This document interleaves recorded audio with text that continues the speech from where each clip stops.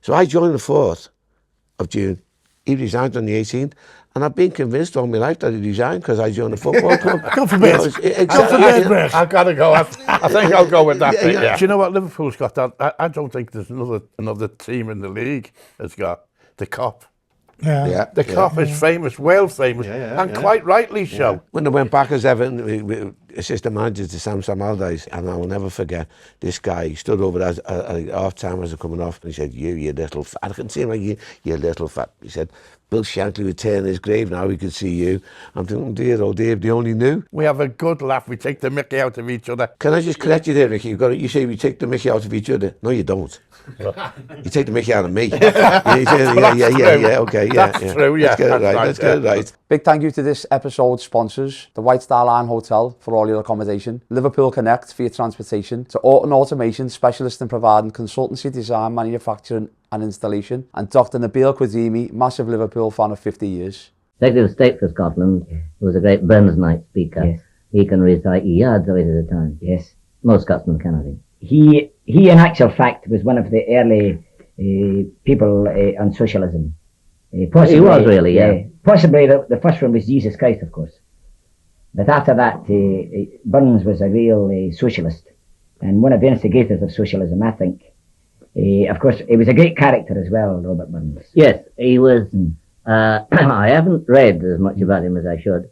As a socialist, if one uses this phrase, and he was an early one, as you say, it was because he felt it, because he loved his fellow men. Yes. He was not a theoretical socialist. No. I don't think he'd understand anything about the theory of value or any of the scientific socialist writing, that I don't bother much with myself either, but he just felt the love of his fellow human beings and he wanted to see their lot improved. That sums him up. He was born in poverty and he died in poverty. And he didn't believe that the Lord created people to be unequal, that he created one set of people designed to rule the earth and others to just be the hewers of wood and drawers of water. His books have been translated to the whole of Russia. Most countries in the world, but Russia more than anybody. Perspectives on the socialism side of things there, I thought was a really interesting one to discuss because, and again from me personally, first of all, I was 10 years working in Liverpool City Council before I kind of came and do what I do now, and I always say they were 10 of the sort of the most happiest years I had professionally, because I worked out in neighbourhood management, so I worked out in communities, I worked in some of the most sort of hard to reach communities in Liverpool, and I loved the job that I had at the time. And one of the things that came from that was that some of the politicians at the time as well had sort of said to me, would I consider standing to be elected for council, and at the time I was quite interested in it, and it's been revisited a few times, and I went and met with some of the leaders in the council, and an interesting one, because I had the perspective I had in that meeting when I spoke to them was, I said to them, look, I'm not really into politics with a capital P, so to speak. I said, I don't really understand a lot of it. I said, for me, I get a kick out of just helping people. I liked working in communities where people needed help and assistance and things like that. And they obviously touch on that quite a bit there as well, in terms of socialism just being about helping your fellow human beings. So the first thing I was going to ask is, changed a lot, do we think? Is that something which, you can't really apply to socialism now? What are the thoughts on that side of it? Do we think it's changed a lot over the years? I think circumstances alter cases, don't they? I think it all depends on whether people are working, whether people are not working, whether there's people on the dole, whether there's a division in society and all like that. Because my politics, for a young man, have been left, right and centre. Yeah. And, and even today, I can sit at the television and argue with people who I think are from the left, and I don't think they're either left enough, or I don't think their politics are right. Yeah. So I don't think it's like anything is cut and dried. I think learning what your politics are takes a long time, takes years and years and years, Yeah. I agree with Ricky. I think sometimes when you put a title to it, it seems to exclude certain people, doesn't it? Because whether it be left, right, centre, whichever, I think the biggest thing that come out from Shanks is looking after our fellow man, our fellow person. Yeah. And for me, I don't want to be put into any category. Yeah. Certainly not any political category. For me, I just want to help people out. Yeah. People who are less, haven't got as much as what we've got in terms of like friends and what have you. So for me, I'd rather not be put in a bracket. you know. And I think I've grown up loving Shankly, you know, and again, not because he was a socialist or whatever he was, just because he loved the people and he was a man of the people. And for me, I'd hate to be put into a bracket. Yeah. Well, I mean, we wouldn't know what his politics were anyway, us as football fans. But I know a little bit about Shankly because my mum worked at Anfield. She worked there making the players cheese and their dinners and stuff like that. And she used to tell us loads of stories.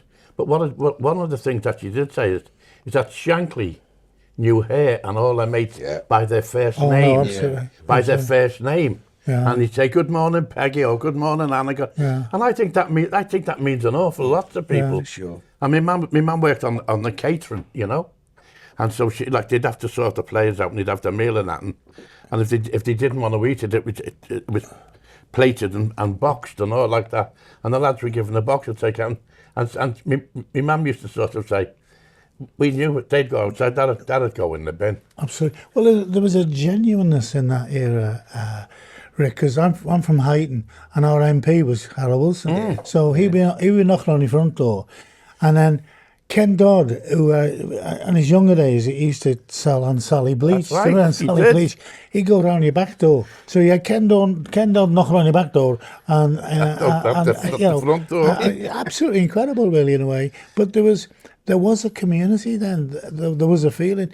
We used to play out as kids in the streets. When does that happen anymore? Not very much. So when you say changes, I think my generation, which is younger than Ricky's, and younger than Sammy's maybe, we've seen more changes in our lifetime than anybody will ever see. Yeah. From not having any phones, you know, fridges were a dream. Yeah. I mean, nobody had a fridge, Rick, for God's sake. Yeah, Like. pantry, didn't But you? I can remember as a young lad going to the match on a Saturday afternoon with about ninepence or whatever it was, then to go in the boys' pen. And just going on my own from Aylward Street where we lived and walking to the match and going in. Kids can't do that now. They really can't. I don't. Kids can do that now. On a Saturday, go from one part of the city and go. And it was never any problem. And then, you know, we were supposed to be in the boys' pen. And as you know, the boys' pen was like the cop, wasn't it? It was split down with like railings. That's right. And as soon as you got in there, someone would lift you over the bloody railings. That's right. So you were in the cop. Yeah. And then when I started going to the match with me dad, he was an avid Liverpudlian. He was an avid Liverpudlian.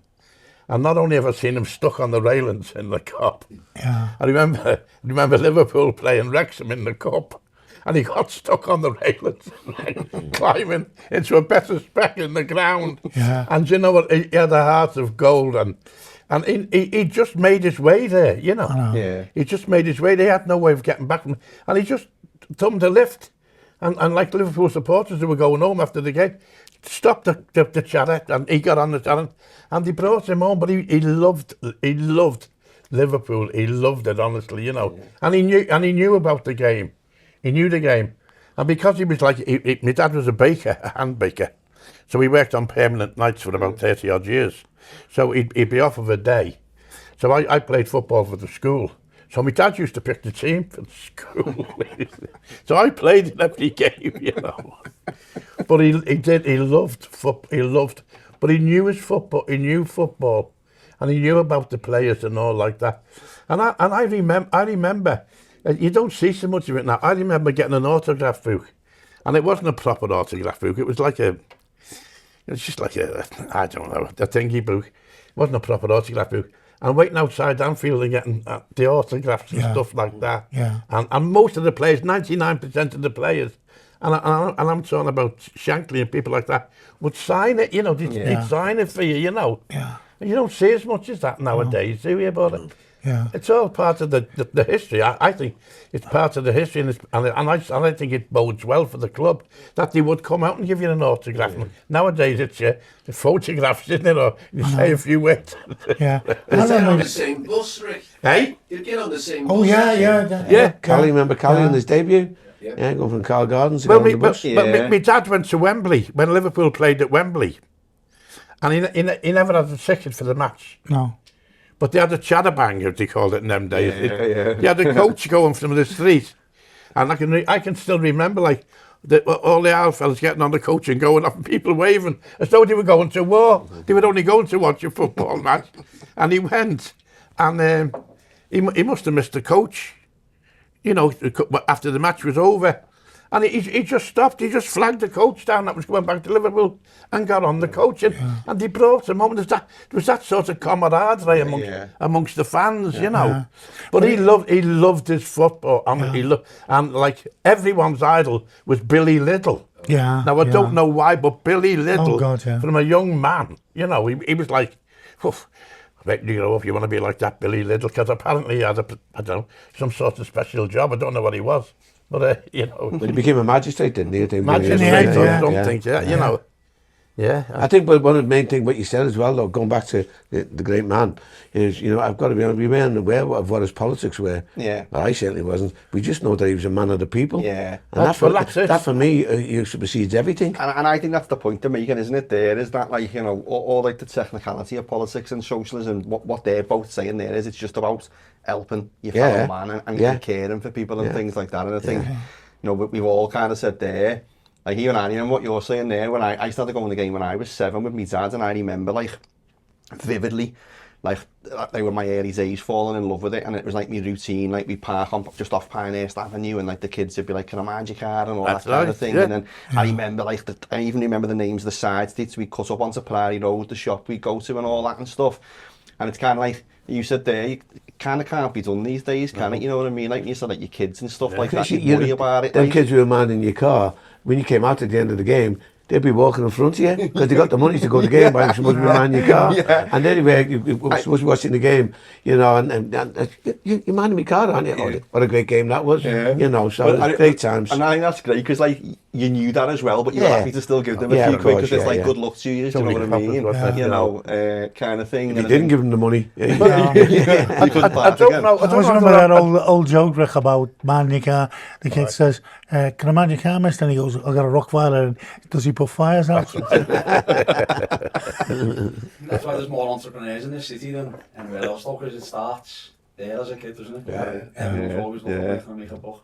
I lived closer to Goodison when I was a kid than I did Anfield, and we'd go in the last 15 minutes when you were in the turnstiles, you could just walk in. It's different, isn't it? But didn't he used to go in towards the end of the game, like the last 10 minutes or 15 minutes? He'd open the gates and anyone who, like, obviously skint on the bones could go in and watch the last 10 minutes. I don't know whether they still do that or not. I don't think you can. No, but Ricky, if you hear it, and you hear it every home game, Operation Anfield, and open the gates, well, get in then, get in.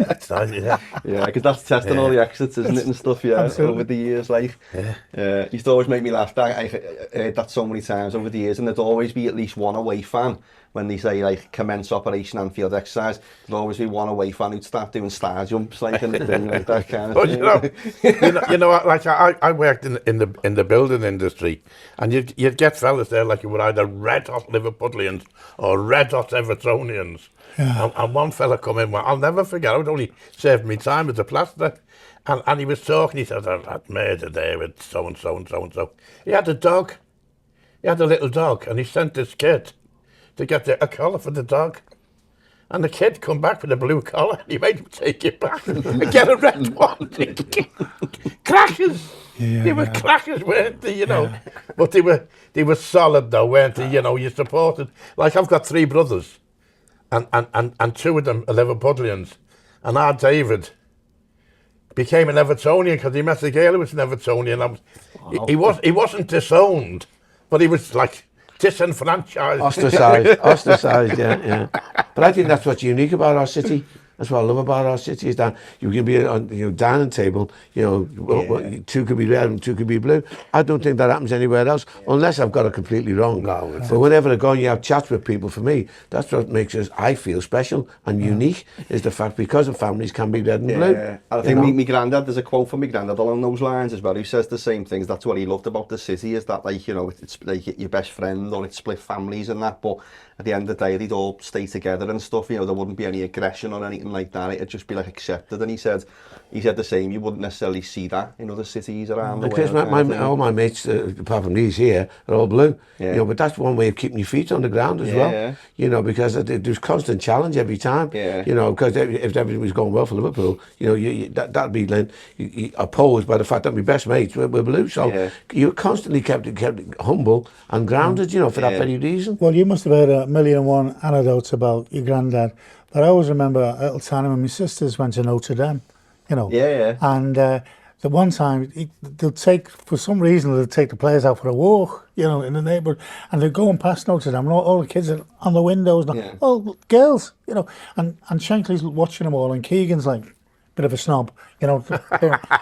and Shankly, hey son, come here, opening it, and he went in, made them say hello to all of them, and within 5 minutes he knew the names. That's a very American touch, by the way. They're very good at that sort of thing. It's amazing because that had a massive effect on Kevin.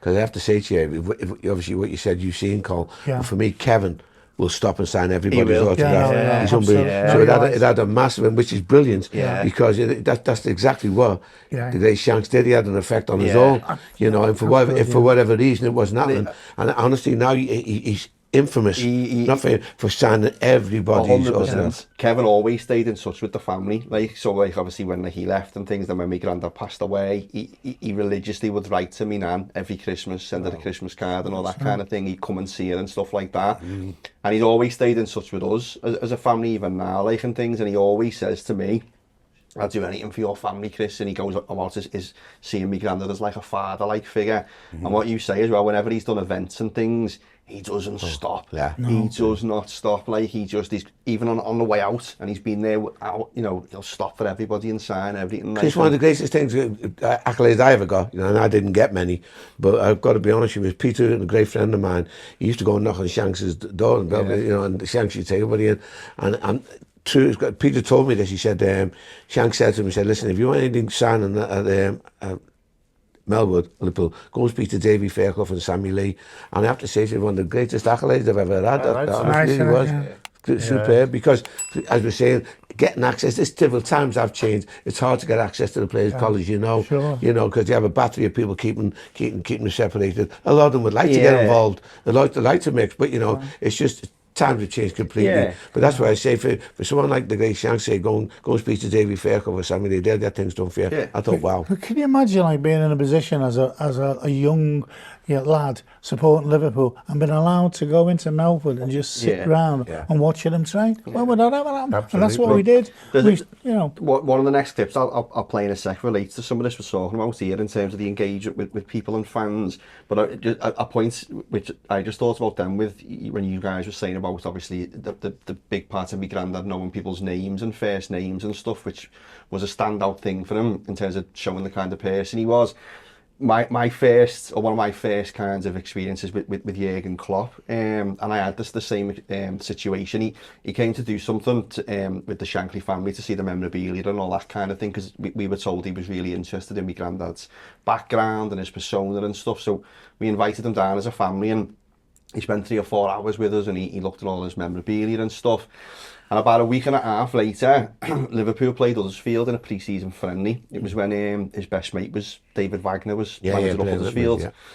And we got asked as a family to go and present the cup at the end of the friendly, because it was dubbed the Shankly Cup because of the connection with Huddersfield Town. Sure.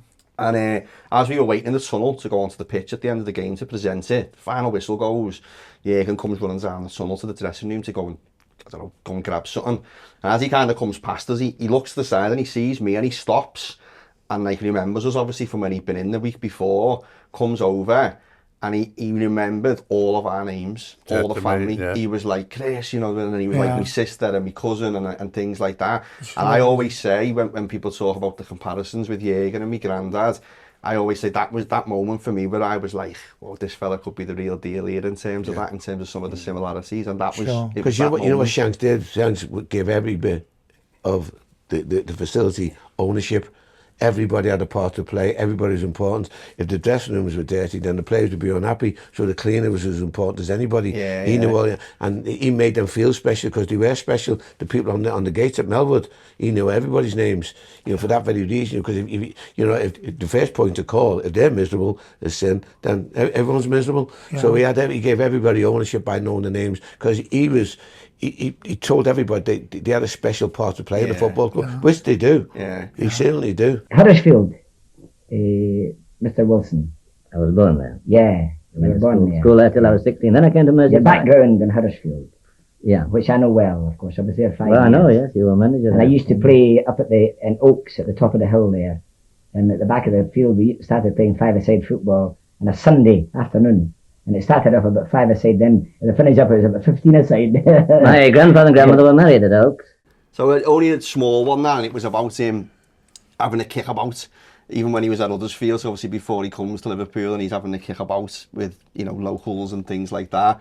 And that was something that become quite famous in Liverpool as well. Obviously the Shankly playing field now is sort of so called because, you know, in whatever spare time he had, he'd go over there and have a bit of a kick about with dads and lads and things like that.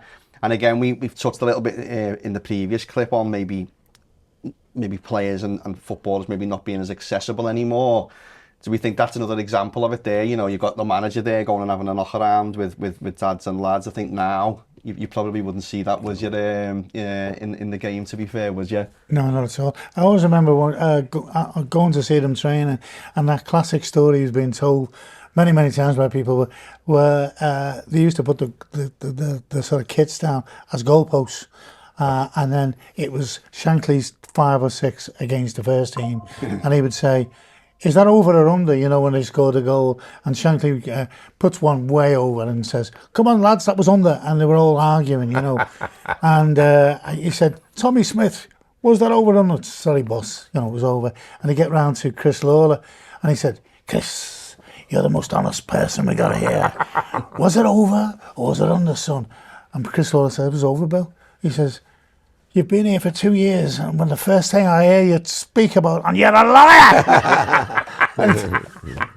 and to hear those cameos real, you know, and you just think, God, it was incredible. But it shows you the passion, Yeah. the passion the man had, doesn't it? Yeah. You know, Oh, but for the football, I think it's wonderful, don't you? And for the people.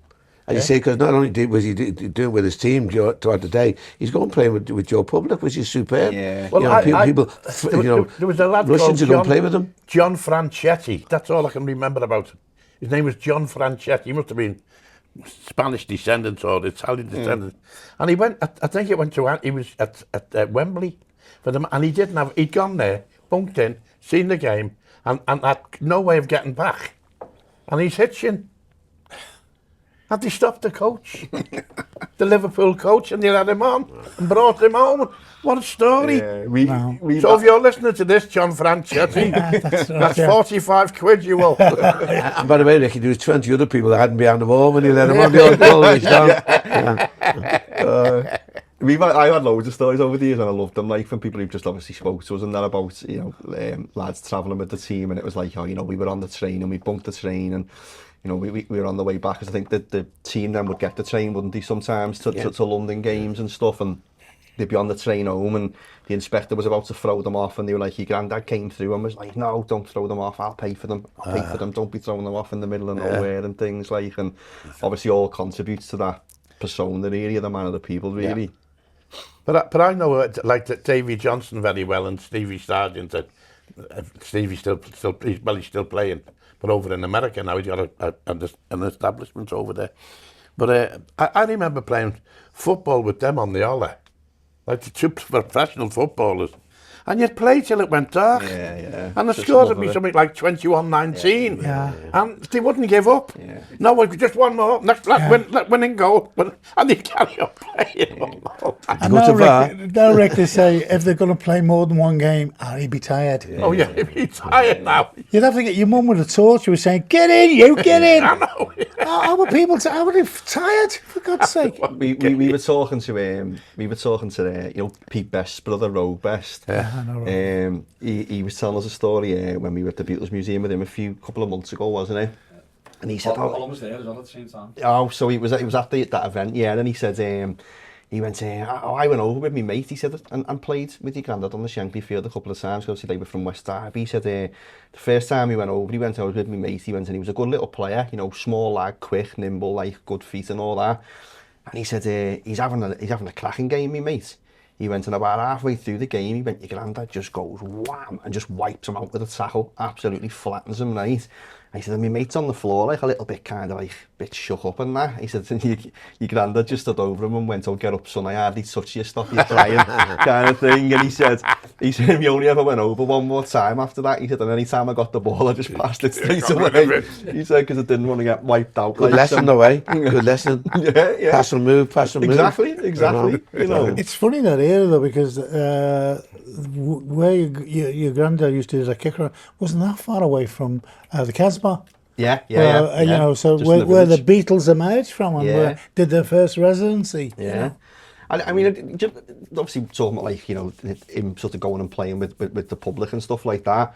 Obviously, you don't see it these days, kind of thing. Do you think there's a reason why you don't see it, or do you just think, you know, do you think like players and managers would love to be able to do that, or do you not think they want to do that? Why do we think that's changed? You know, you don't see many people playing in the street anyway nowadays, do you? Yeah, You know, I suppose so. society's You don't see anyone changed. playing in the streets, no. And I think that's different. But listen, I know full well because I've been with a number of them. Yet they'd love to do it. Yeah. But I mean, again, just times have changed, Chris. Which is just the access is it's so difficult, you know. And imagine if you start there, you know, there'd be throngs of people, you know, as your granddad said, you know, start off 5v5, suddenly became 20 versus 20. Yeah. You know, but social media and camera phones as well. Yeah. Like, exactly. you said there, Sammy, they might turn off for 2 minutes, and before you know it, because someone's took a picture, everyone in the area knows that they're there, and it's impossible for them nowadays. And then, you know, you start getting taken out of context. It can be, you know, misinterpreted, can't it? You know, so I think them days are well gone, you know what I mean? Yeah. But all those stages, they're there to be enjoyed and loved. Yeah. You know, and I think when we hear about them now, I think it's something that,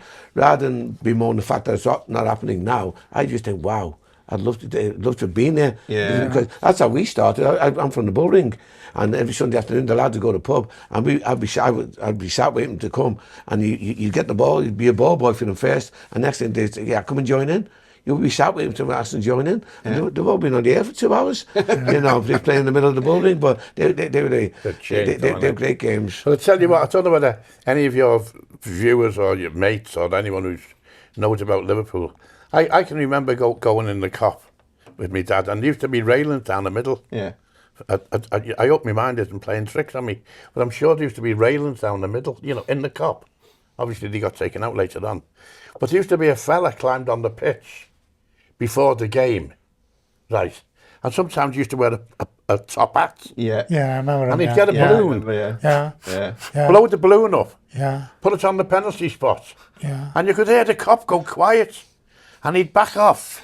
And then he'd kick the balloon into the net and he'd row! Yeah. That wouldn't be allowed now, would it? No. But who was he? So they used to I call do him, remember him. They I do called him remember the him, Mad something. Was it Dr. Fun, was it? Was it Yeah, him? yeah, Was it, in He had that a era, name. definitely. Yeah. Dr. Fun. Yeah. He had a little... I used to love watching him getting on the pitch. And then another thing that used to tickle me now and again, more so this happened at Goodison and at Liverpool, the fellas that carried the placards round. Yeah, the big yeah, thing. absolutely, yeah. And when it was snowing, snowballs from everywhere. Lenny Campbell, his name was, Dr. Fun. Yeah. Fun, yeah. What was his name? Lenny Campbell. Was it? Yeah. I remember during the derby a couple of times, you did a few Evertonians and sneak in. So he'd stand on the railings, like you'd say, and get air freshener, and he'd go, shh. And then the cop would sing, disinfect the cop. And nobody tell him to say that. How did he transmit that one thought as Scousers? Incredible, you know. The crowd and the game and the town, it threw up some wonderful characters over the years, hasn't it? Yeah. Hey. Joey Jones, you know, they all loved him because when there was an awful lot of Liverpool players got designated to go and play for England, they used to say Liverpool or England. He was Welsh, and he'd be going like that. To the last time I seen Joey was in Wrexham. Yeah. Because I think he did he play for Wales or? Yeah, he was. Eat kids frogs' live legs over and there. munches glad. That's right. It was. Joey Jones. What a slogan that was, really, you know. Makes the Swiss roll. Yeah.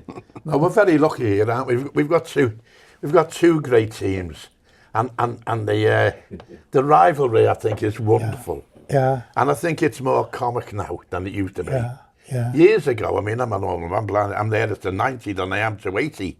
But years ago, it was quite bitter, quite acidic, you know, the way we talk about each other. Yeah. I think a lot of that's gone. Yeah. A lot of that's gone. There was a period, yeah. Like where it was Davy quite Johnson bad, is like, he's the godfather to my eldest lad.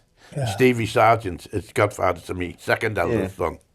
And they both played for Everton, didn't he? Yeah. They both played for yeah. But didn't one of them play for, didn't Jono play for Liverpool as well? Yeah, He did, absolutely, of course he did, yeah. For a while. Yeah. Yeah. David Johnson played for Everton. Pardon? Yeah. David Johnson played for Everton. Yeah, That's right. Liverpool. And then went back. And Liverpool. Oh, he went- he scored for both sides, by the way, and he scored in a derby for both sides, Yeah. and he scored for Everton, beating Liverpool, and vice versa. But Stevie Sargent, I know, I still see Stevie. He's got an academy now in America, hasn't he? He's got a football academy in America, and he's doing really well. And loves the game. Still trains. Still, I think he still plays in the States. Yeah. Although he must be in his 50s, Sargent. Yeah, it's funny, Ricky, He you were will. saying two of the greatest sides. One of the Shankly quotes was always, "We've got two of the greatest sides, Liverpool reserves." we get asked about the Everton thing quite a lot as a family because Evertonians love a little bit of banter because the whole thing of did my granddad fall out with the club after he left and all this and that, and then they love to sort of go, oh, he ended to up Belfield every Evertonian. morning, Yeah. yeah. And I always go to them, well, it's not quite true. He didn't become an Evertonian, but he had a very healthy respect for Everton. And I say, you know, there's a lot of like really kind of banterous quotes, like the one that's not well known as much that I love was when he went to the barbers one day and Everton were top of the league and the barber's gone to me granddad, do you want anything off the top, Bill? And he's gone, yeah, Everton. You know, but How nice is that? it's good, and there's a really good story that I read from him in the sort of, it's not as publicised as much when he talks about how important it was for him as Liverpool manager that Everton were competitive. Because he was like, the first thing you want to do is sort of best your local rivals kind of thing, and it was important that Everton had a decent side because it drove Liverpool on to be like, no, they can't be better than us, we need to be better than them, and it kept going like that kind of thing. Well, When I went back as Everton, assistant manager to Sam Allardyce for Everton, we were at Anfield, and I'll never forget this. So it's the new stand as it is now. Yeah. So it's not the old tunnel like we used to go. So it's a lovely big walkway, and I'll never forget this guy. He stood over at half time as they're coming off, and he'd gone like down, and I won't swear, and he said, you little fat. I can see him like, you little fat. He said, Bill Shankly would turn his grave now, he could see you.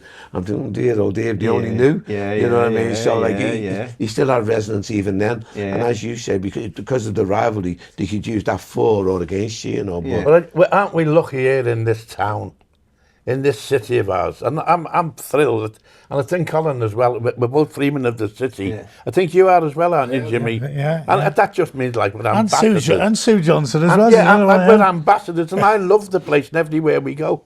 So we're really, really lucky with what we've got, aren't we? You know what I mean? Very much so. And as I say, people say everywhere you go, you say how great Liverpool is. I say because it is. So I'll be perfectly It frank, is. I'll be honestly, because one of the reasons you asked me about it, because I think we're all the same thing. We love the city. Yeah. We've been very, very fortunate to travel the world with what we do, you know, and you play abroad, you live abroad, but there's something about this city that just drags you back. Oh, it does. It drags you back. Absolutely. And one of my main passions is the city. The football, obviously, and family, but the city, I love the city. Yeah, and again, I mean, I've seen some of the interviews and quotes of my granddad when he talking about when he first took the job as well, and I think he felt something really special from the city. You know, as someone who was obviously from Scotland, but he comes down, he talks very kind of like passionately about. He just knew there was something simmering here, and there was something about the place that was like, this is where I'm meant to be, kind of thing. You know, he knew from a very kind of early times, sort of, you know, to obviously go on and what he achieved and things. So he knew that, and I love that quote, which is on the sides of the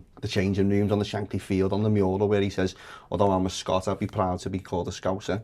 You know, and I think that's... But as I say, for me, and I mean, you know, as I say, I love the football, but I didn't love anyone more as much as I loved my mum. Yeah. I mean, I know that sounds old-fashioned coming from an old man. Yeah. I adored her. Yeah. You know, because we lived in a little 2-up, 2-down terrace house, toilet down the yard and a cold water tap. 4 lads in the back bedroom, my mum and dad in the front bedroom, and we wanted for nothing. Yeah. But she idolised Shankly because she worked at Anfield, and she said when that man came in of a morning, he knew everyone by their Christian names. Morning Peggy, morning Rotmut. And she said that meant so much to the and they were only working there. I don't even know what I think she done like the players' meals and stuff like that. Yeah. But she said the man had so much respect for him. Yeah. Well, that made me have a lot of respect for him. Yeah. Do you know what I But mean? Ricky, you say they were only working there, but they were crucial. Yeah. Oh, They were yeah, crucial yeah. to the day-to-day run of the place, and for everybody to be happy, as we mentioned before. And Shanks knew that they had a massive part to play. And what if the players didn't know that when they first come in, they certainly knew by the time they left. Yeah. They impressed upon them the importance of every single person within the facility. Well, we are pressed to say Shankly had an effeminate side, but it was the women who respected his quiet authority. Because in Liverpool, as you know, we used to get battered by our dads every wrong, all the right reasons and all that stuff. But your mother don't have to look at you. Oh, She'd go, and you'd be frightened to death. You know, so it wasn't violence with them. It's like you stepped over the line. I say that about me. And Shankly had that. I said about my nan, obviously Nessie, Shankly, like, as kids growing up, I always used to say, like, and I say it still now, you knew you'd been naughty if me nan shouted at you. Oh, you know what I mean? Like, absolutely, you knew Or if then she that called you was- by your full name, Yeah. Christopher, you know, Yeah. have you got that? But wow. But this is Samuel Lee. Yeah, don't that, forget that. this is weird way we're talking now, because I lived like Ayware Street, round Beck Road. And as I say, 3 brothers, so 4 lads and a little 2 up, 2 down house. And a lot of the lads around in the area, their dads worked on the docks. And if a rum boat coming or something, sometimes the dads would go a little bit work for wear. So my mate, they died, you know, I'm not being funny, they died. And I couldn't understand.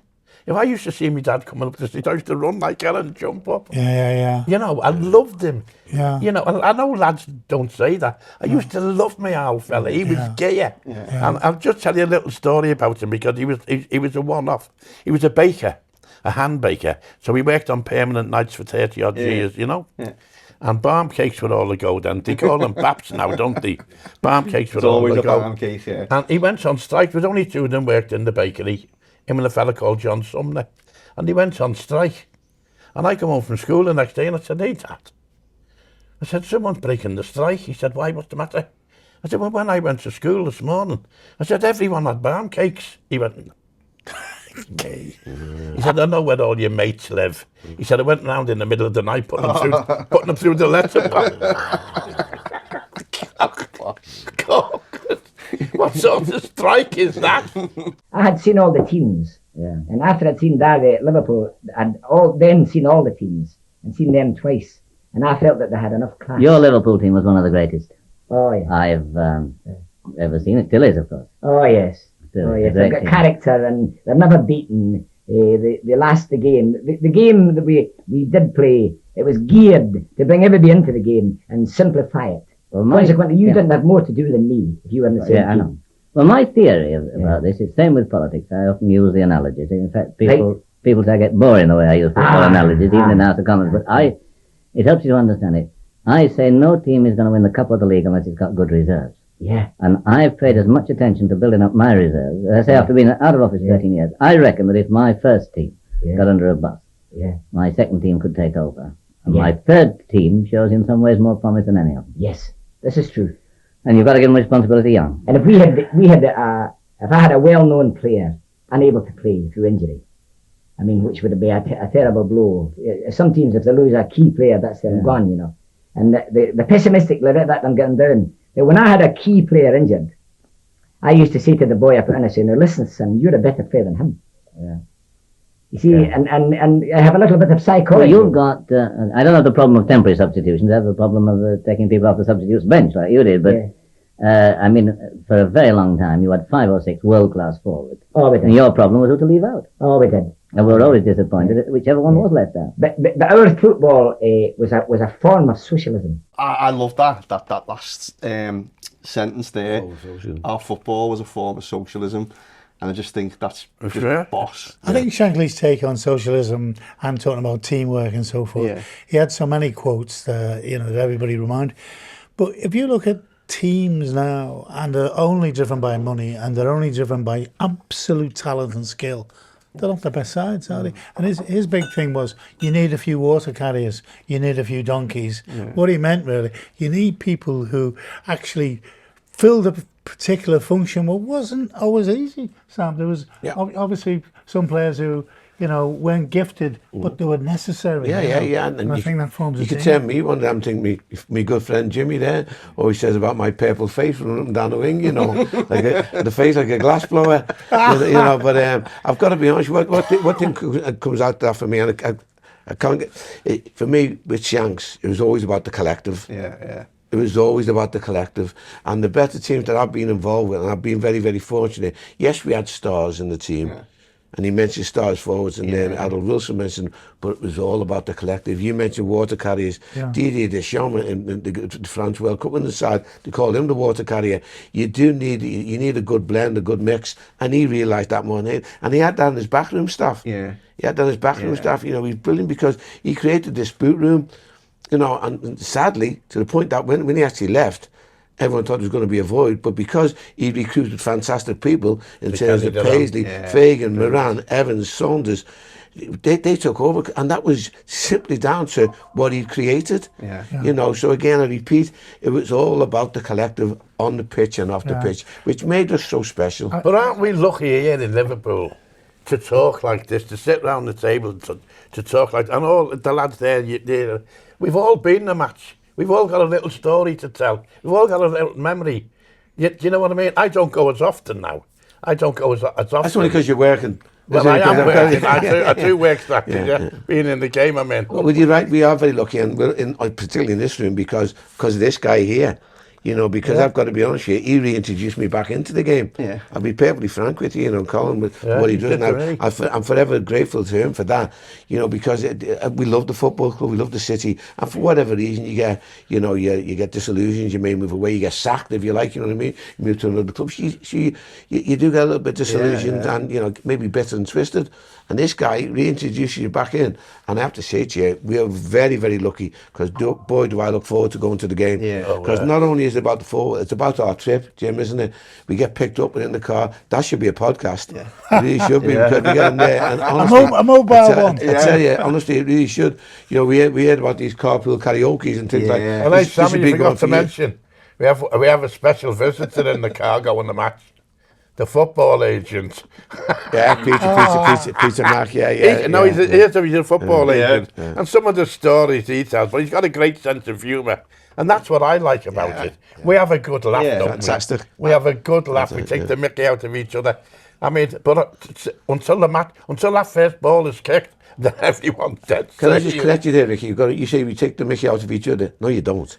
You take the mickey out of me. Okay, That's true, yeah. Let's get it right. That's the reason I'm there. Well, I say this all the time. Like my lad's 11 now, and I started going when I was 7 on my season tickets, and I probably started going the aways when I was about 14. And I'm 44 now, and it's been my life like home and away since that time kind of thing. And I'm always explaining to me lads, saying it's given me like some of the best memories and experiences of my entire life, you know. And it's like you were saying before, it's not just on the pitch as well, it's off the pitch as well. The trips abroad, the trips to different cities, you know, the stupid stuff that you do as well, you know what I mean, when you're young lads and things like that. But I say to them all the time, it's given me some of the has experiences in my life, and like you say, you're lucky enough to have that. I hate to overstate the case, but I've got to be honest with you, and it has been my life. It has been my life, Liverpool Football Club, you know, and thankfully it's continuing. Again, I keep on saying, continuing now, because, again, with Colin reintroduced me, and you get involved in little things at the club now, which is fantastic. So it's been my whole life, and it started with him. It started with him, you know, your granddad. And I think, if he was listening now, he'd love it, because one of my favourites, it's not really a quote, it's like an anecdote more than anything from me granddad that not many people recite. It's from an interview he did when he's talking about when he first took the job. And he's talking about like Liverpool, and he's talking about society as well in Liverpool at the time. And he said it was his goal. He's seen it that, you know, people work hard in their daily life, in the daily grind, if you like, and that work and supporting the family and stuff like that. And he said it was his absolute goal to give them something of a weekend that was a release for them, that gave them something to look forward to. And that's what he was there to do. And I think obviously emphatically achieved that. And I think the way we all talk about our stories and experiences now, you know, he'd love to hear that, because that's exactly what he wanted. You know what, Chris, I thought, you know, across the park, I thought, I've got a lot of respect for them, as we all have, you know, honestly, because as we said before, we're all families, we're all the same family. And Moisey, David Moyes, who I think is a fantastic coach. Fantastic coach. David Moyes, fantastic for Everton. I thought he was quite clever. Because don't forget, we've been talking about Shanks mentioned, because he said, oh, you're doing it for the people. Yeah. You're doing it for the people. Yeah. So Shanks has been doing that since when he came, right? Moisey comes in, first thing he does, he says, we're the People's Club. Yeah, and he planned he knew what he was doing. He knew exactly what he was doing, to the point where you put it on the side of the stand. Big banner. You know, again, Scott come down, he knew exactly what it was about. You know, the fact that, hold on, I've heard this about Liverpool Football Club, and he came in and suddenly they're the People's Club. But your granddad was doing that from the moment he stepped into the place. In the same way, I think Shankly left a legacy, and his legacy has followed me, because my dad used to say to me, look after your city, son. And he'd take us to the Everton games, even though we're all Reds. He'd take us, and to this day, I've got season tickets at Liverpool, I've got season tickets at Everton, you know, and me and Sammy have often said, can we get some people to come and join us at Everton? You know, that work. But we had Duncan, didn't we? And you don't have the same feel, really, in a way. So that love legacy, if it's improve what we've got today, it would be to improve that. Yeah. Can I just say something one thing before I need to go? I've got to be honest, Sharon. I don't know whether I've told you this before. So told Colin. I joined us in June of '74. I went to watch the great Liverpool side beat Newcastle in the May of '74, and I joined as an apprentice on the 4th of June. Yeah. Now, I don't know whether you're aware of this, right? I'm sure you will be, right? So I joined and thinking I'm going to be playing with likes of Keegan Tosh, naively, Keegan Toshak, the back four, honestly, Phil Thompson, Emlyn Hughes, Tommy Smith, Alec Lindsay, Ray Clements. I thought, you know, I'm going to be playing with them, naively, and not only that, Shanks is going to be my manager. That was on the 4th of June. Now, you will know this, and I've had this contested before. On the 18th of June, Shanks, he actually, that was the date he handed in his resignation letter. Yeah. He didn't accept it at that time, because you remember, he ended up taking them out, and he laid them out in the Charter Shield against Leeds. But, so I joined the 4th of June. He resigned on the 18th. And I've been convinced all my life that he resigned because I joined the football club. God forbid. I've got to go. I think I'll go with that bit, I think Peter Mac agrees. No, I think I'll agree with you there, Sammy. So that's, but it's just the guy, for me, you know, over the decades, you know, even since his passing, he just has this massive effect on, I can't speak for the boys, but I think I do, on everything I do, you know.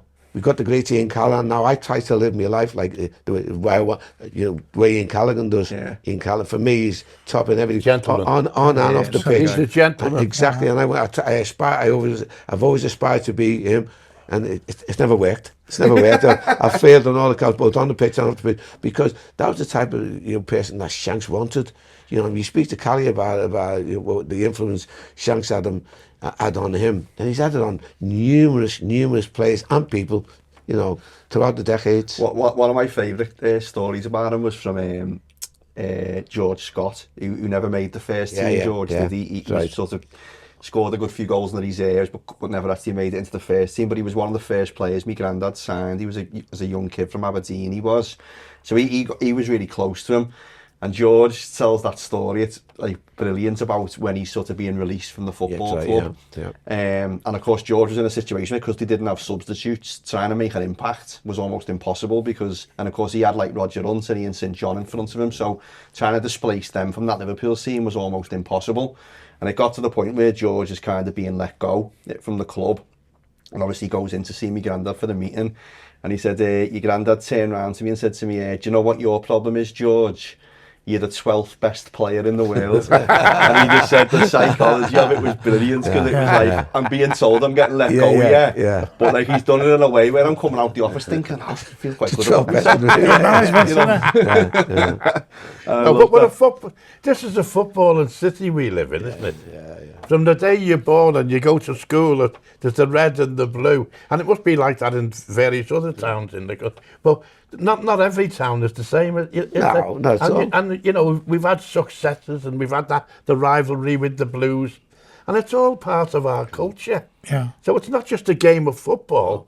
It's part of our culture. And you know, we part of our heritage. And exactly, and on that, you know, it seems to be based around politics and politicians. This, Yeah. But for me, you put a great word in there.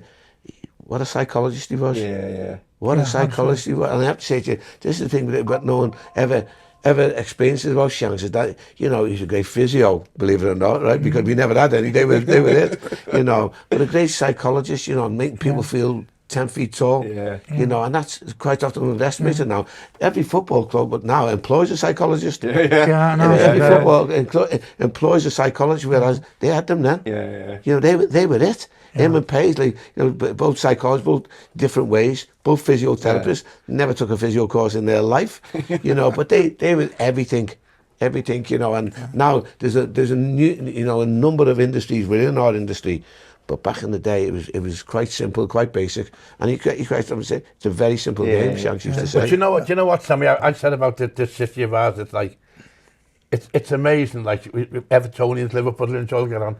Even there now in the council, you've got it. Andy Burnham and Steve Rotherham. One's a blue and one's a red. And they're the best of mates. Oh, no. They're the best of mates, you know. Yeah. We've got Ian Byrne, another player, he was superb, you know, massive football supporter. So, but as you say, this city is, you know, it's steeped in it. Yeah. You know, steeped in it. It's funny though when they talk about, you know, great leaders, and let's take Shankly for example. Define the best leader that's ever been, either politically or in sport and so forth, is that if he moves sideways or he dies or whatever happens, he's left a legacy. Oh, absolutely. That is very strong.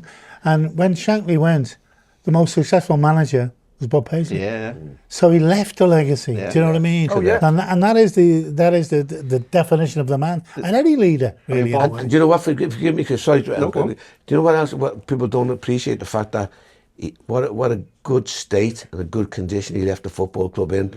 It must have been so difficult for him to leave the football club. It must have been. You know, and I know it was. And Klopp could say the same. Yeah, Of course, exactly, you know? Carl. And I have to say to you, but people don't. We were concerned as players the void that was left. But and as I said, but it was seamless, and that shows you what he left, what he put in place before he left, and that's another stint of the man building. Gerard Dooley coming in, and I hope it doesn't sound like too much of a digression, but Gerard Dooley coming in, and he had all the principles of Shanks. He knew he studied Liverpool, he knew exactly what our history was, and he wanted to create this team behind the team, which was like the boot room.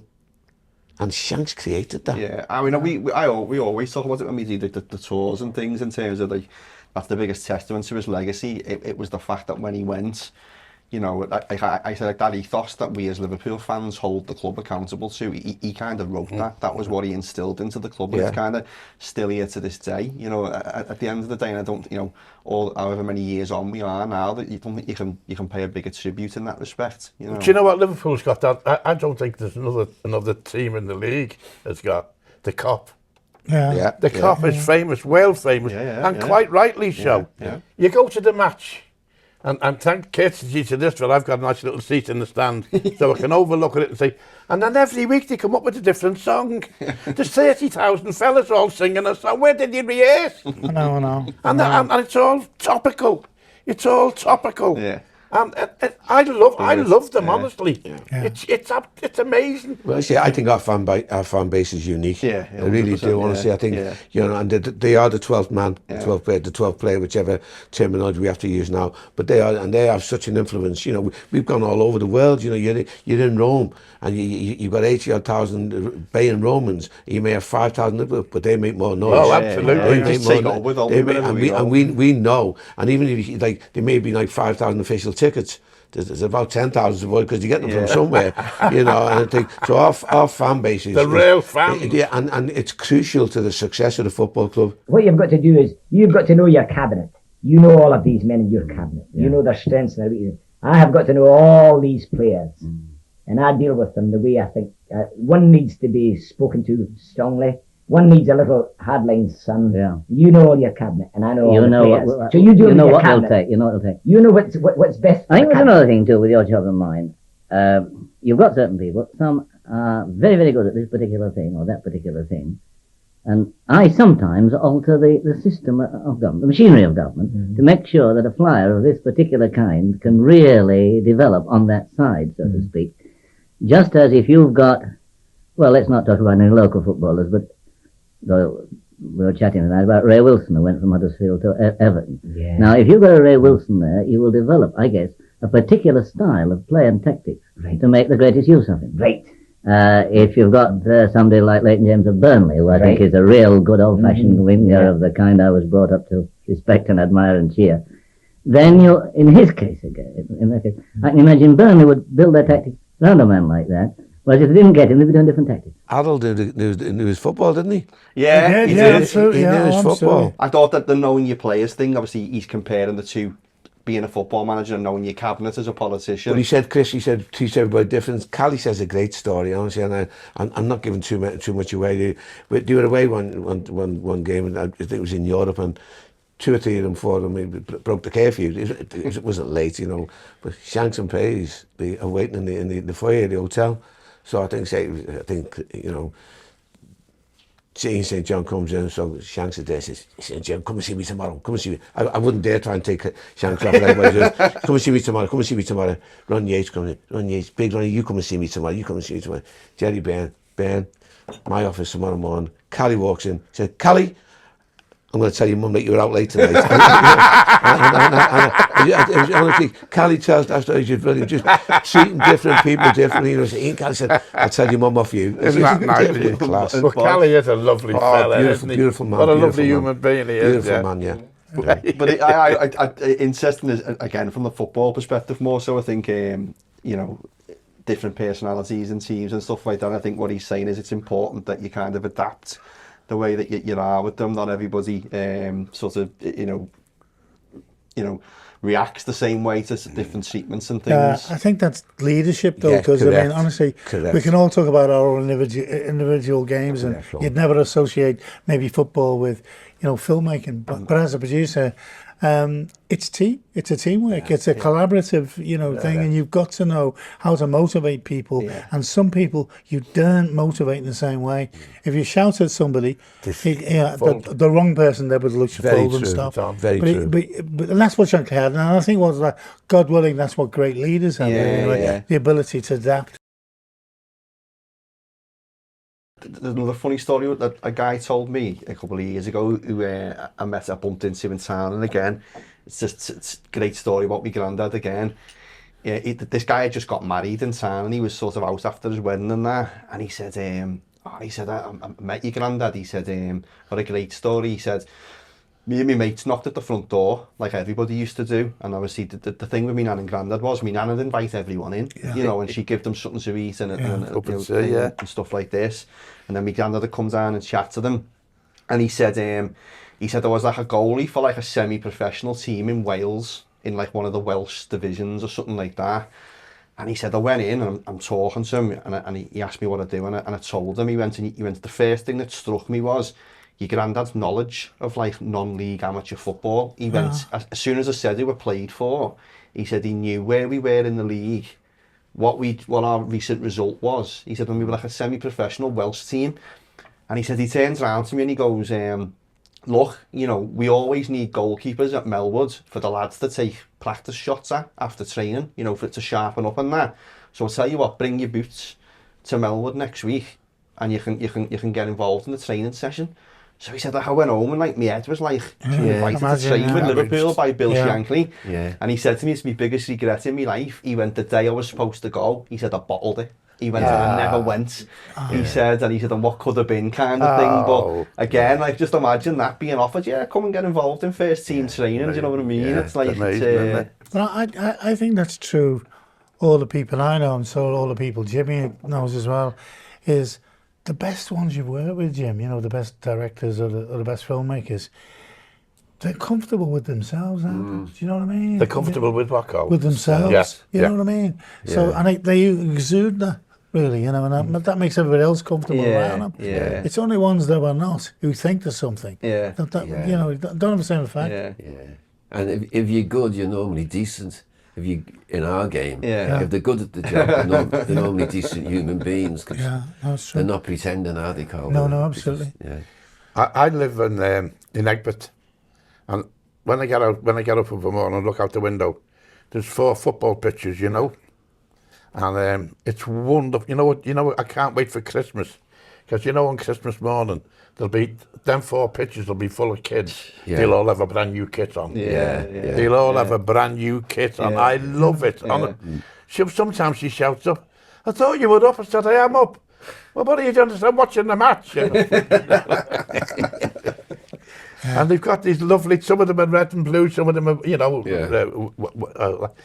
any colour, but they love it.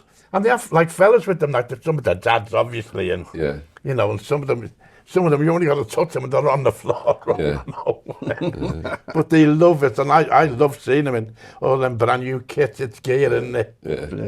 We had nothing like that. There's no playing fields where we came from in Breck Road. No playing fields at all, but there are now. I used to play in khaki shorts. Yeah. And they actually spoke to me and said, "Look, Jim, you've got to get some white shorts." We were absolutely skint. You've got to get some white shorts. I don't know how I got them. I got some white shorts, but You must have thought you were a cake.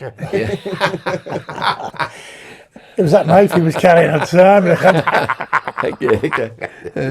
It's sad in a way though with some of the fields, I think, because obviously we obviously, me and Granda lived in West Derby, so that's where we lived as well, and I still do live there, and even the Shankly field itself, like my childhood was just constantly being on that, you know, every minute I had playing football and things like that, but you get through the gap in the fence, you know what I mean, or whatever and stuff, and they're all just completely closed off now. You can't get on them anymore, and I kind of half get the argument because they're being saved for grassroots football because the pitches need to be of a decent standard, but like that field back in when I was a kid, you know, there'd be about 25 different little independent games going on, you know what I mean? And you can't get on it now, you know, so it's sad in a way. I think it's better though, you know, because it's you got to keep those pitches. That's what I mean. That's why I say, so you? I can see it both ways, because obviously when you were coming to play on it every weekend, they were all cut up or whatever, you know what I mean? But like as I say, like, you know, like you see the kids looking for somewhere to play now, and it's sad really, like, you know. Belvale's like that. They've spent a fortune on the railings. You need good railings, don't you? But those pitches are really well protected, and they look great, you know. And it's Belvale, you know what I mean? But it's funny how big association is Brookside, and when you think Brookside in West Derby, it's not that far from Melwood, down the road where your dad lived, basically, you know. And wasn't there a very famous comedian who did Morecambe and Wise? Eddie Braben. Eddie Braben lived along there as well, didn't he? You know, that famous gag about head and and he won't sell many ice creams doing with a speed like that. That was Eddie Braben gag. In politics, timing is everything. People will nag you. Why haven't you done it? Why don't you get on with it? I was nagged all this summer about the anti-inflation policy. I knew what I wanted. I was confident I'd get it, but it had to be the right time. So I had to get kicked in the teeth and everything else. Because I wasn't, I seemed to be complacent and lazy. But there's a time, and you know when that time is. You know when the time to hit that ball. And it's the same thing. And only you knows that. Only you know that. And only if you're a professional, and if you're not, you better make way for somebody else. And only the manager knows of a football club and all what he's going to do and when to do it. Exactly. Yeah. And this is the now he's going to shape them. And the man who's willing, he takes the stick if it goes wrong. And now he's got to bring this man on and perhaps disappoint another. Sometimes break his heart. And he's not going to be told by somebody else when to bring him in. That's right. He brings them in the same as you bring your men in at the right time. That's right. And you make your statements at the right time. As you say, it's all timing. And footballers, football managers, politicians get it wrong sometimes. Oh yes, it's the simplest thing in the world. Don't we hear about it? Don't we hear about it? Well, it's a loud bang when the football managers is on, but when you make if there's an allied boob with you, then it's a bigger bang, of course. Well, we have the right to answer back in Parliament. Sure. So my granddad came to Liverpool in '59, but Liverpool actually approached him in 1951 as well, when he was first in management at Carlisle United, and he drove to Liverpool and had the job interview. And when he was in the interview, the board had turned around to him and said, you won't have complete control. You know, we'll have an input into picking the team, you know, who you buy and all this kind of thing. And he rejected the job offer because he said, well, what's the point? What would I be manager of? And I always tell it's quite an ironic little story. He drove back to Carlisle that night, and on that night, my nan gave birth to my mum.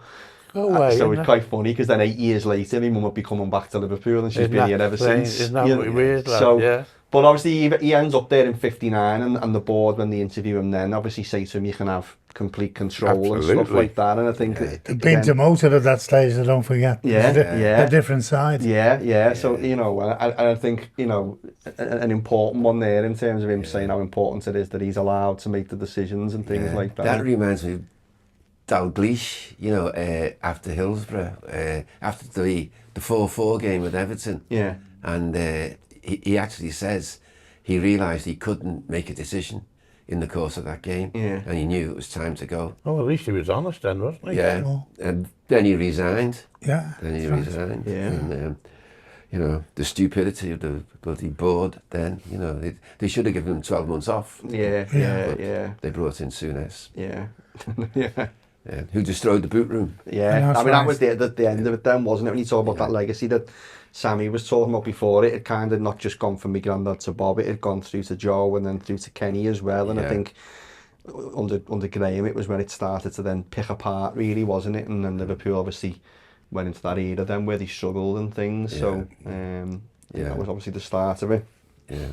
You know when I'd done Mike Bassett, the movie Mike Bassett, and Benson and Edges, and all that, and I was at the premiere in London, and someone said, "Bloody hell, Rick, when you were swearing at them, where did you get all them swear words from?" I said, "Peter Reid." And it stuck with him. I seen him about 12 months later. He went, "Fancy saying you get them off me." It's funny on our table, in the lounge. There was one moment I was talking to Jimmy and said, "Look who we got on our table." We had Mike Bassett, so that was one England manager. We had Sammy Lee. We had Big Sam as well. Oh, yeah. So we had three England managers on the table. Yeah. You should have took a photograph that day, shouldn't you? That was the worst. You never do it in the moment, I cracked the joke twice with Big Sam, like he's the only England manager with a 100% record. Right, yeah, but I introduced him as that twice. The second time he didn't find it funny at all. Big Sam. Our parliament's I think the greatest thing in the world. The Americans have got nothing like it. I don't know a lot about the Continentals, but it is democracy. The minister, whatever he's done, he's got to answer for it to a pretty hungry crowd of experts, people who are out to either get him down or to support him. And it's and you can't fudge it. You can't dodge the responsibility. No. If you've made a mistake, say so. No. And I've always said question time. I was told that Macmillan, who was one of the greatest prime ministers, I didn't agree with him on a lot of things. No, he was me, but I respected him. And I always said that I was told that he used to be almost physically sick before questions, twice a week. I know how he felt, and when a prime minister isn't worried about questions, then democracy's in danger. But I've suddenly changed my psychology. I used to think of it like cricket, you know. If you're supposed to be a top-class batsman, they mustn't take your wicket. And it makes you a bit defensive, you know. And I suddenly said a fortnight ago, I've got it all wrong. I'm going to treat questions like football now. If they want to score a goal, let them score a goal. I'll go on and try and score two. And it's slightly changed my attitude, and it's also making the question time more exciting. And you think this is advantageous? I think if you think in sporting analogies, it helps you in other walks of life. But you have a problem I don't have in the same way. So the jobs are similar in many ways. So in many ways, it's quite the opposite of what they're talking about, really. They talk about democracy, but they're both, in their way, dictators, because you have to have a leader and somebody has to make difficult decisions, not always collectively, That's put right. it that way. Yeah. At the same time, there needs to be a spokesperson for the team, doesn't there? Oh, there has to be somebody you can trust as a manager to speak up on behalf of the team. But do you know a funny story I tell is Stan Boardman come up with an idea. He said, what happened to the shirts that the players wore when they won the World Cup? The shirts of '66. So there was only a cameraman, just a cameraman, but he done the sound as well, and me. And we're making the thing.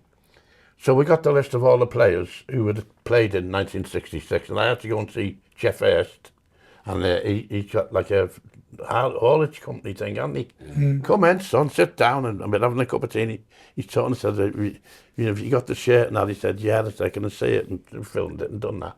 We went round everybody, and we went to Jackie Charlton's house, you know, and we'd been in touch and phoned him and said, look, I'm coming up to see you. So we went and knocked on the door, and a woman's voice said, come in. He lived in like a little square or little cottages, and it was his wife, and she said, I've got a cup of tea made, son, you'll have a cup of tea. She said, Jackie won't be long, he's, you know. I said, oh, okay, love. So I'm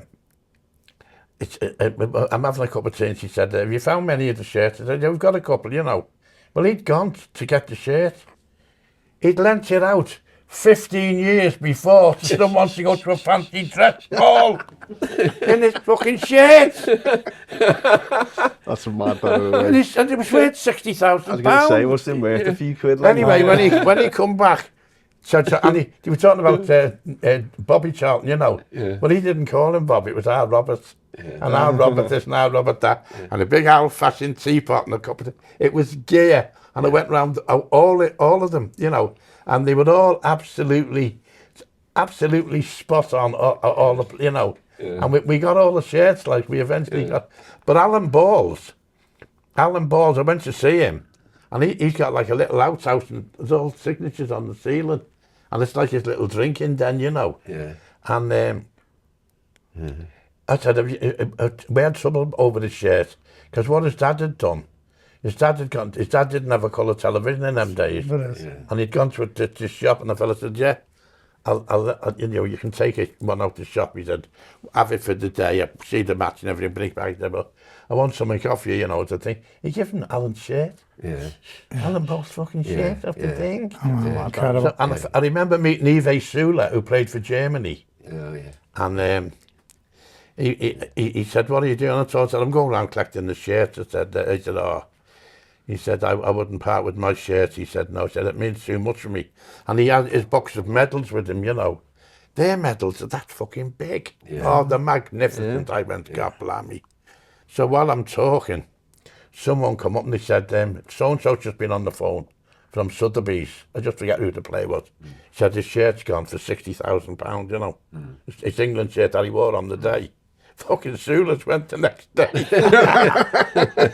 Fucking sold it the next fucking day. I've got a good one with Jack Charlton as well, again connecting to me granddad. It's one of like the favourite pieces of memorabilia that I've got of my granddad's. We've actually got like his scouting notebooks. You know, he's been to watch players. Oh yeah. And there's one in particular which is just I love, because it's his scouting notes when he's been to watch Ron Yates on United. So it's before he's even signed Ron for Liverpool. That's cool, isn't it? And it's got like, it's all split up dead neat in a book, like writing's immaculate, like, and it says like, you know, Yates, the date, Dundee United, and the comments section says, big raw boy, could be a player. Yeah. And I that alone I love. But Jackie Charlton tells the story that when my granddad was looking for a centre half, it was between him and Ron, who he was going to sign. Yeah. And if you look on the same page of the scouting notebook, there's two entries for Jack Charlton as well, where it says like good centre half, promising, or something like that kind of thing. Like, amazing, and I love that, because it's just like history in the making right there. You know what I mean? In terms of, you know, what did they think of the fist fight between Joe Baker and Ron Yates? Do you remember that? No, you wouldn't remember. The fist fight between who? Joe Baker and Yates. I think it was in the circle. Yeah, I remember it, Jim. I was there. I was there. It was in the circle. Big fist fight between two great big men. Passion. Yeah, and it went on for a bit. The one I remember, like, was in my granddad's very last game in charge of the club, was the Charity Shield against Leeds in '74, which was Brian Clough's Leeds United, wasn't it? And it was Billy Bremner and Keegan took the shirts off, and they were absolutely battering each other, like, it was just didn't the lads break it up, like? I can't remember how it was broken up. It stopped, obviously, but it certainly kicked off, The referee broke her up by sending the boat off. Yeah, that's how he did it. And they both took the shirts off and that. But like, I laugh now because like you see players now rolling round after they've been touched. And then you see these two just absolutely swinging at each other like and things. It's just like the difference is mad. Like, they were all terrified of Tommy Schmidt, weren't they? They were. Tommy hard man. Yeah. You know that game you mentioned there about the Charity Shield? I remember speaking to Brian Hall about that game, and he showed me this like pay sheet he has, because he was member of the PFA for the players, you know, at one point, and he said he queried why they were getting more money, and it was only like 30 bob more or something for that game, you know, and he said they were reluctantly paying them more, but the amount of money that came in, because it was sold to 30 million at the time. Imagine that these days. They just give them 30 bob more. But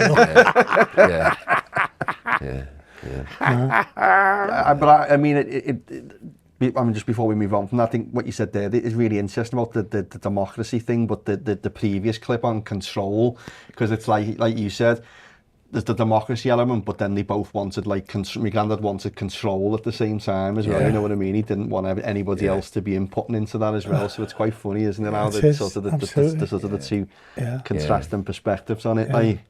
After he signed Ron Yates, he was introduced to the press. And he said to the press, you can walk around him if you want. Because he was a man mountain.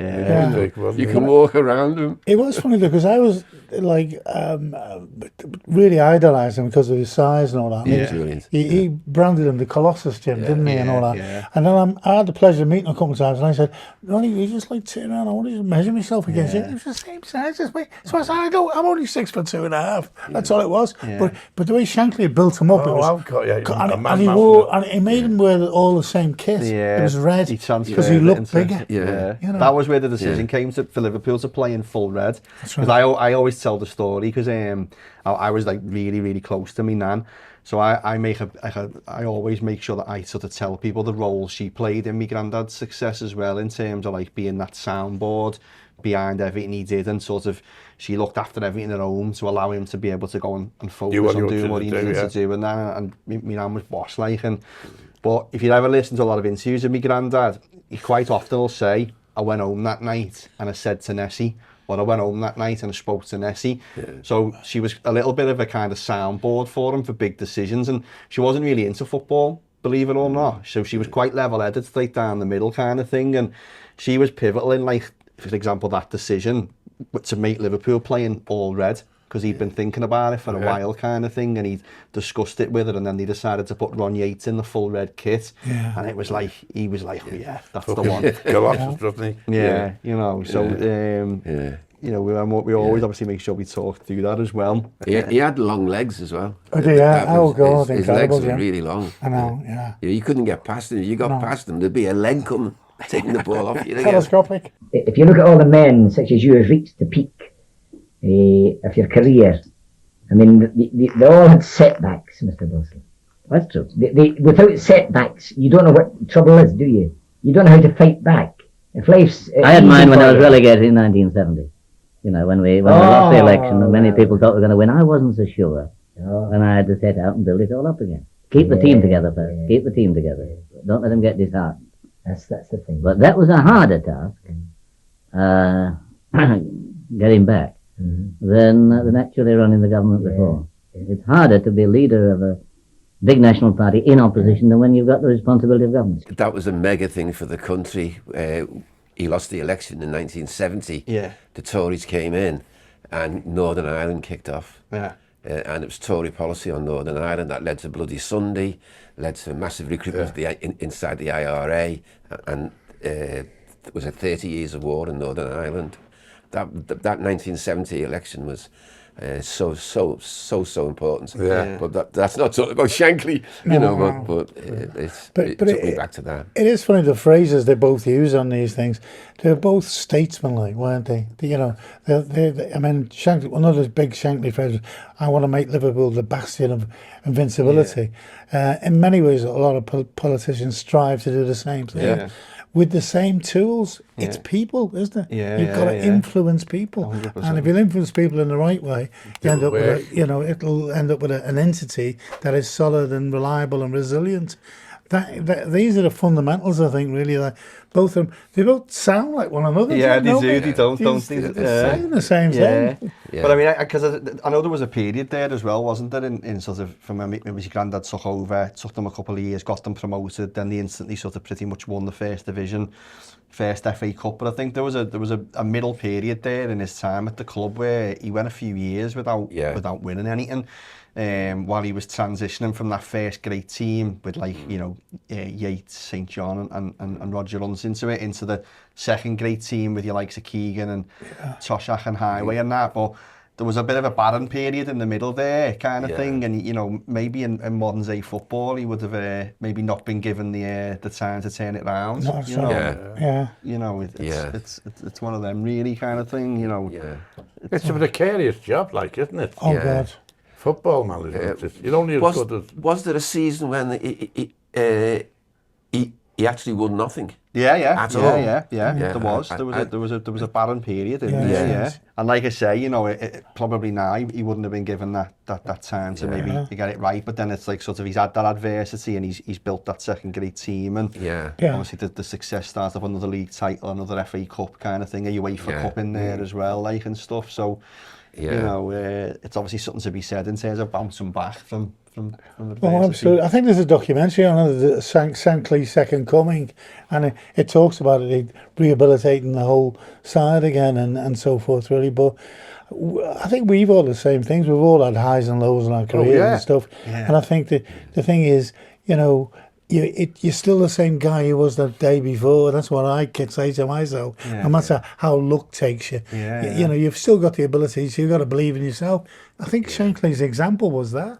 Really. I can remember this guy hiding out in the Everton Red Triangle for about a year because he owed so many people so much money. I owed a few gangsters, a few bob, You still owe me a favour, but don't worry. And you know what? That got sorted so fucking easy in there. It's weird, isn't it? It's weird, And that's when I met Rita. Oh, yeah, I remember that. And she said, she thought, because I wouldn't take her home. Obviously, I couldn't. I was living in the fucking boxing club. She said, you either take me where you live, or she said, don't phone me again. And I went, oh, all right then. And I took her, and she just walked in, and she went, you live here? I said, yeah. She said, pack your bags, come on. Went to her house. Yeah, that was it. Fucking worst mistake I ever fucking had. It doesn't mean that, Reece. I don't think that ever happened to me, lad, I'm telling you. So, I mean, in terms of Harold Wilson and himself, because is he sort of, is there a legacy there from him? Was he well thought of as a Prime Minister? Was he seen as but being you know, successful? Harold was an Alf Lord. Okay. And I'll tell you why. His famous thing was the pint of beer, wasn't it? Oh, yeah. You go in the pub and he'd have big frothy head on it. Yeah. And the pipe. That was and the Gannex Max Jim as well. When he was on his own, right, it was a fucking cigar and fucking brandy. That's right, When there was no cameras around, nothing like that. With our Harold, But he kept us out of the war in Vietnam. Okay. So, you know, there's millions of people who are alive today because their grandparents did not die in that stupid war. Okay. You know, that was Harold Wilson's big legacy, I think. Would it have been called Knowsley then? It wouldn't have been. No. He was over the water as well on some of the, because I've listened to the whole tape, and I think he went to school over the water as well. I think he said Wirral something school he went to as well, and that and things. He talks a little bit about that because he was obviously from Huddersfield originally, wasn't he? Wirral Drama School for boys. He went to. So I know that, but I mean, but it was. If you look at those days, on top of all that, we had the birth of the Beatles, you know, and it was just like the city. Something was happening. The city was world famous, and we thought nothing of it. No. We thought it happened all the time. Every city was like this. You know? And when you know Liverpool won the cup '65, I think was the first time he won. Was Ken Dodd was doing a year at the Palladium. I mean, we were top of the tree. And I think during just before the game, the players went to see Ken Dodd. What a lovely Liverpool feel. That was incredible.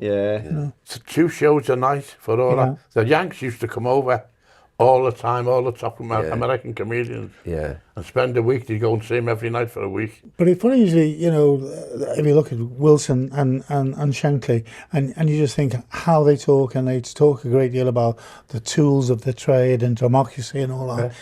What they had is a phenomenal charisma. Yeah. They were very charismatic 100%. people. They never single out on that. Yeah. But you look at Klopp, we always say he's Shankly-esque. He had a phenomenal charisma. This other guy we got now, you know, Slot, nothing. I'm afraid he Yeah. hasn't got it. Well, I mean, agree, you know, yeah. I mean, I don't think that's it at the moment, isn't it? I think, He's got no connection to the crowd. yeah, and I think that was one of the things that when we were talking before in terms of that connectivity between fans and things. I mean, I fully understand it's a different era now, but Jürgen was similar to McGovern, was very much connected to the fans groups and the people and fans. And I always tell the story. I remember in Arne Slot's first game last season, we played Ipswich away, and the final whistle went. Liverpool had won the game, and Arne pretty much walked straight down the tunnel. And I remember one of the lads who goes the game with us instantly saying to me, "Oh, he hasn't even come over and clapped the away fans there." I didn't really think much of it at the time, but I think one of the criticisms of him is that he's a little bit disengaged from the people of the city and the fan groups. Like when international duty's on, he's very quickly goes back to Holland and things like that and stuff. And I know his family are there, so I get it. But I think that's one of the things that connectivity is missing. Where is he from? From Holland, so Holland, he's yeah. Dutch, isn't he? So he's back over there all the time when sort of Liverpool players are away on international duty. And I think that's one of the things whereby in times of adversity, which Liverpool are kind of in at the moment, compared to last season. Yeah, I think he would have been helped out a little bit if he'd had that little bit more connectivity with the fans and things like that. If the cops don't like it, I don't think you fucking got along. I think he's the unluckiest manager that I've seen in a long time. He's had no luck at all this season. Yeah. No luck at all. I think he deserves a break. I think he should be there next season. And I think he'll do well next season. I know. But I do understand I fully understand those criticisms. He looks like an accountant. Yeah. Yeah. I mean, I'm sort of probably on the other side of the table from you, and I think sort of halfway through the season for me, my biggest issue with him was that that Liverpool's problems at the start of the season seem to still be the problems now, and in the middle of that, I think my feeling is that he's not really done anything to show that he knows, or he's trying to fix it. It seems to be the same thing every week, and we keep hitting the same problems every week. I think if I'd have seen from him trying different things, like trying different formations, trying different styles of play, trying to make Liverpool a bit less predictable, I'd have been like, well, okay, he's having a go, but it feels to me like it's very much the same, and he looks a bit lost to me, is how I look at it, kind of thing. I mean, I think I've never seen him show any enthusiasm standing on the line. Yeah, and that's one of the things I say as well. You know, there's charisma was the word you said before, and I think there's not much charisma there, and I think his team at the moment is a reflection of his personality. It's a bit charismaless. There's one tiny thing which is the worst, and he'd been interviewed over the last game, and it was when the crowd turned on him because he took Rio off. Yes, yeah. So when he's been interviewed after the game, he'd obviously thought through this. They're a clever man. They're politicians within their own right. Yeah, and he'd already worked out what he was going to say, and he said, the crowd don't understand that 3 minutes before he fell on the grass and he whispered to me, I might not be all right, boss. It just... Not many... We weren't buying it, were we? And you just knew it was bullshit. And you think, oh, Jesus, mate.